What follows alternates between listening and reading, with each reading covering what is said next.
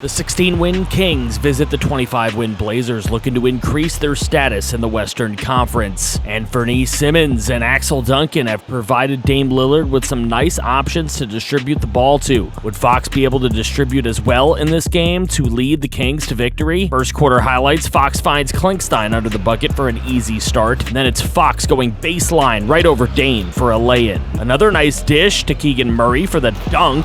And then it's Fox again with the stop and pop, as he was active early. But when Dame dished to an open Anfernee Simons for three, Blazers took their first lead. Simons then popped off, getting another three right away, and later another to get the Blazer lead to double digits. In the second quarter, it was no different, as Simons hits another three ball over Klinkstein, and then returns the favor, setting up Dame for a triple of his own.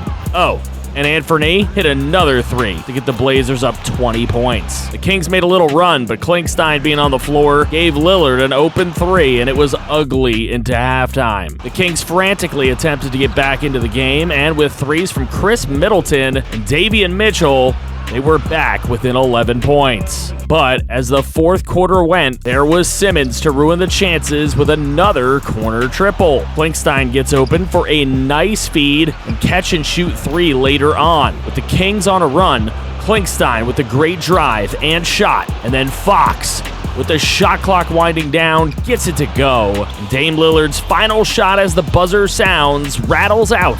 And the Kings take a surprising, nobody saw this coming, come from behind 101-100 win in the final minutes of the game. Fox had 26 points, 6 dishes, and Klinkstein dropped 21 with 5 dishes to lead us to a win. Lillard dropped 24, and Axel Duncan had 14 points and 11 boards. Simons dropped 18, all 3 balls. After that, it was a trip to Utah to get beat by the Jazz. D'Angelo Russell put up 21 points, 11 assists, and rookie Rigoberto Ramirez Jr. had 18 points, 8 boards. Chris Middleton led us with 20, and Klinkstein added 19 with 5 assists. Allen Randolph broke his nose in the game, and he'd be out for 4 to 6 weeks. The next 4 games were all home losses. 109-116 to the Hornets, with Keegan Murray putting up 26 points, 9 boards, and sub-rookie Christopher Higham going for 15 points and 13 boards. 114-137 to the Mavs, with Chris Middleton dropping 41, trying to keep up with Luka, who dropped 42, 6 boards, and 10 dishes. 98-99 to the Blazers, who beat us by 1 to get back at us, with Keegan Murray going 2 for 12 from deep. And finally, 103-104 to the Pelicans, where De'Aaron Fox had 21 points. During those games, there were more injury news. Aiden Dermanenko is back, but Domantas Sabonis is gone for 4 to 6 weeks, with tendonitis in his left knee. To me, it was clear the team needed a change, and the Nets were offering Nicholas Claxton and Cameron Thomas for Aiden Dermanenko and Davion Mitchell. Dermanenko's contract for 4 years was a mistake, and Mitchell we'd like to keep around, but we really need the paint presence. Claxton's contract is expiring, and Thomas has that same type of deal that Mitchell has. Dermanenko only has B- potential, and his post defense being a B has killed us. Claxton is a really nice defender with A- potential, and we can see if he fits us enough to give him an extension. Cameron Thomas has B+ potential and can be another solid player for us, so we made the deal with Brooklyn.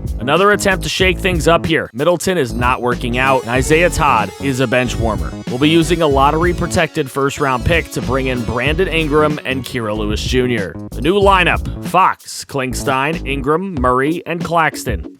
Let's see how this works out. But first, I'd like to take this time to thank our channel members. Thank you for keeping the dream alive, and especially thank you to franchise QBs, DClink24, Christian Horn, Colby Gaynor, Rigoberto Ramirez, and Troy Gordon, as well as our only general manager, Matthew Hackett. Channel members do get automatic players in every series that I create, so consider hitting the join button below this video if you'd like to support some more. 2 17-win teams battle at the Golden One Center in the Kings and the Raptors, as Sacramento has a brand new starting 5 for this game. Let's see if some recent trades have worked out. First quarter, De'Aaron Fox pulls up from mid-range for the first bucket, and then it's Scotty Barnes the other way, saying that Keegan Murray is just too little for him. Fox with a beautiful drive and the finish with the slam. The game was close and waiting for a big shot, and Klinkstein delivered a 3-ball to put the Kings up 6. It was getting bad for Toronto until Gary Trent Jr. put down a triple of his own. In the second quarter, the Raptors were down big until Evan Fournier gets a dish in the corner and hits a 3 to get the game within 9. A newbie then makes a nice rebound and kicks it back to Fournier for yet another 3. We have a game yet again. The Kings went off again with Klinkstein hitting another 3-ball, and then Brandon Ingram's first triple in a Kings jersey.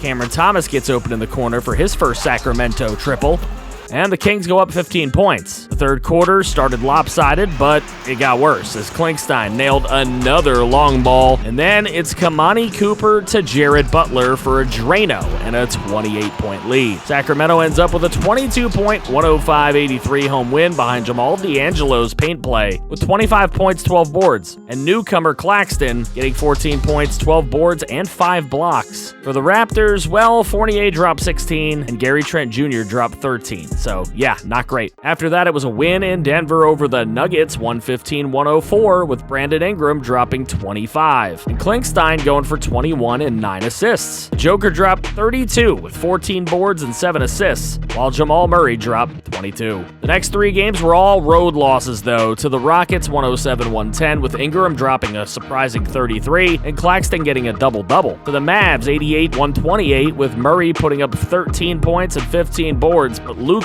get this, went for 44 points, 18 boards, and 12 dishes. Yeesh. Then a loss to the Lakers, 95-103, with 21 points, 7 boards by Keegan Murray, and LeBron put up a 25-9-10 line, and Davis had 24 and 11. Then we returned home for a win against the Rockets. Oh, thank God. 116-74 behind 30 points from Klinkstein. At that point, Randolph had come back from injury, and Sabonis had come back as well, so it was time. With an expiring contract, we were shipping him, along with Randolph, to bring in Desmond Bane and Davis Bertans. Bertans has a team option, which we will not pick up at the end of the season, but Bane, maybe we try to re-sign him if he goes off for us.